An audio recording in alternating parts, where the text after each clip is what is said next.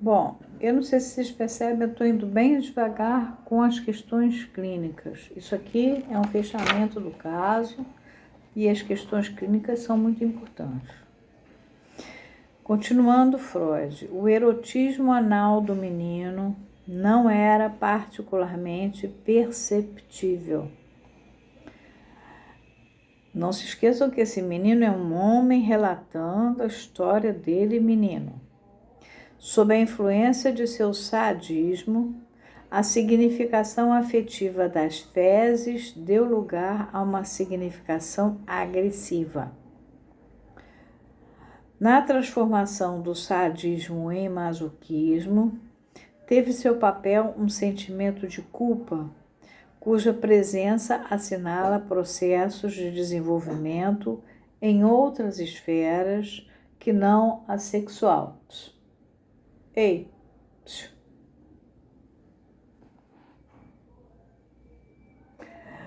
a sedução continuou a fazer sentir sua influência ao manter a passividade do seu objetivo sexual.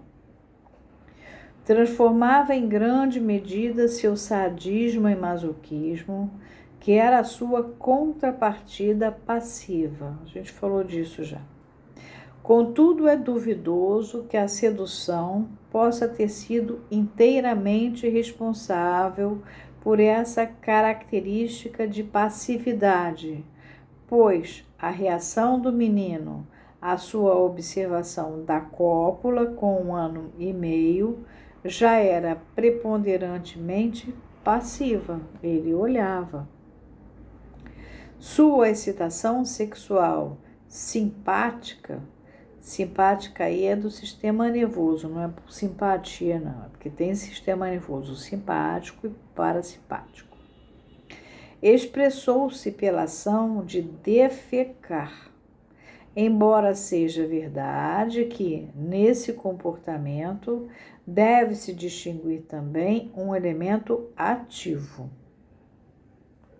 Lado a lado com o masoquismo que dominava os seus impulsos sexuais e que se expressava também em fantasias, persistia igualmente o sadismo, que era dirigido contra os pequenos animais.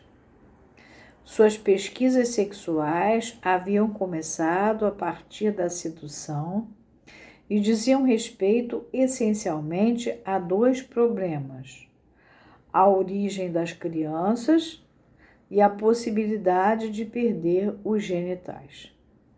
Essas buscas entrelaçaram-se com as manifestações dos seus impulsos pulsionais e dirigiram a sua propensão sádica para os animaizinhos,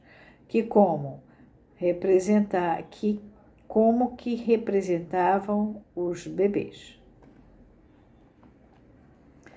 Isso não acontece só nesse garotinho, isso acontece nos relatos dos garotinhos, que já não são mais garotinhos, que a gente trata nas nossas clínicas.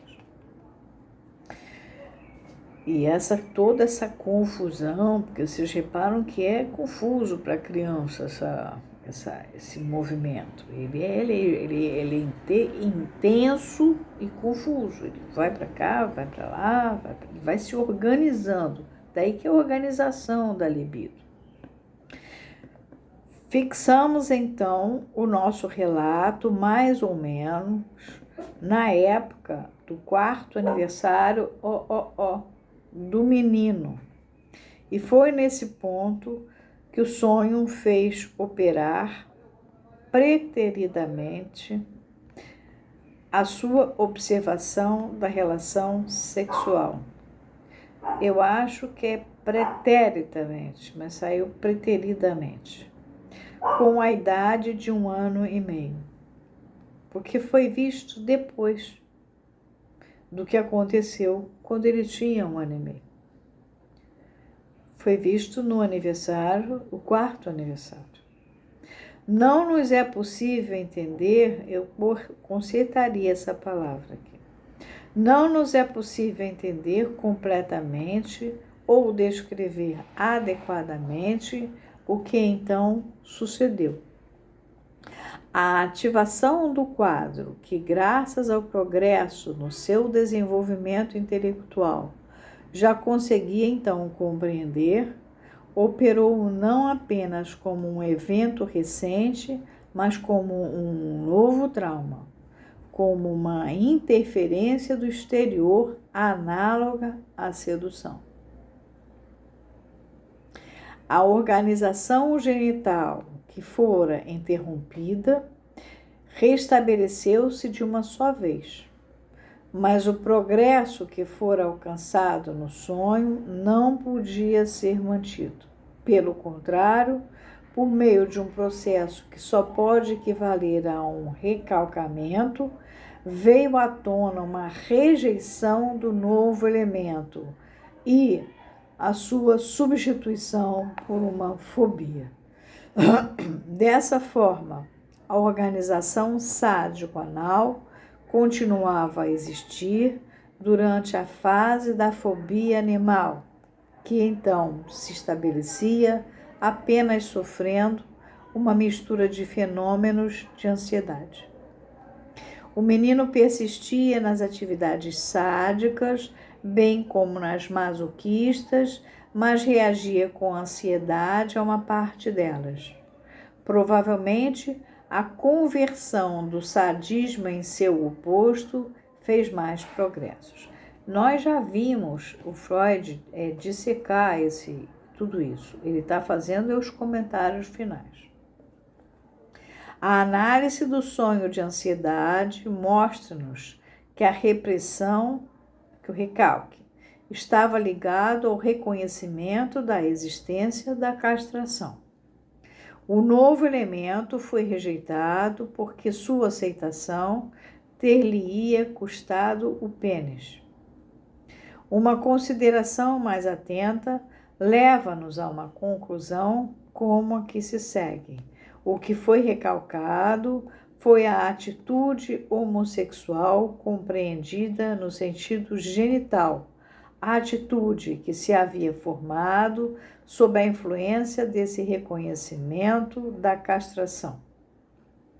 Mas tal atitude foi mantida no que diz respeito ao inconsciente e instituída como um extrato dissociado e mais profundo.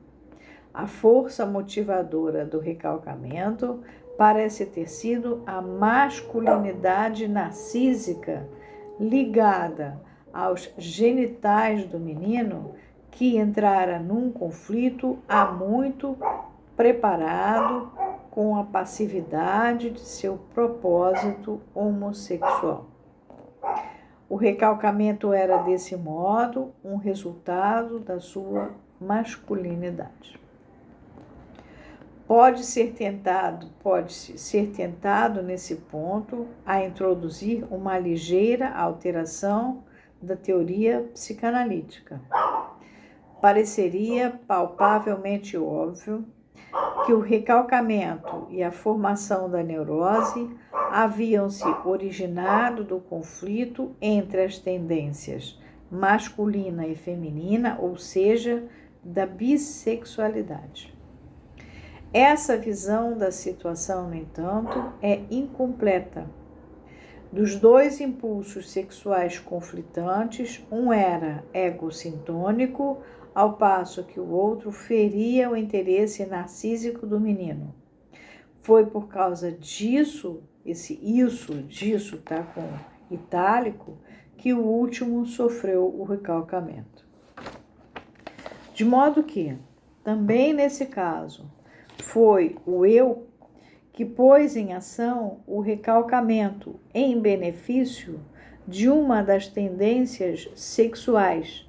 Em outros casos, não existe tal conflito entre masculinidade e feminilidade. Há apenas uma única tendência sexual presente, que procura aceitação, mas que atua contra determinadas forças do eu e, por conseguinte, é repelida. Na verdade, os conflitos entre a sexualidade e as tendências morais do eu são muito mais comuns do que aqueles que se situam dentro da esfera da sexualidade.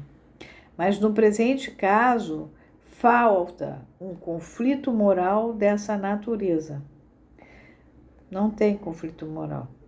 Insistir que a bissexualidade é a força motivadora que leva ao recalcamento é assumir uma visão por demais estreita.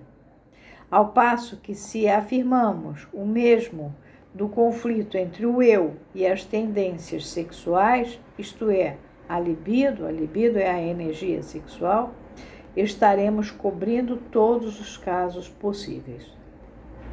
A teoria do protesto masculino, conforme tem sido desenvolvida por Adler, defronta-se com a dificuldade de que, de modo algum, o recalcamento toma sempre o partido da masculinidade contra a feminilidade. Há categorias bastante vastas de casos nos quais é a masculinidade que tem que se submeter ao recalcamento feito pelo eu. Bom, isso ele conferir a Adler, um trabalho de 1910, parando aqui.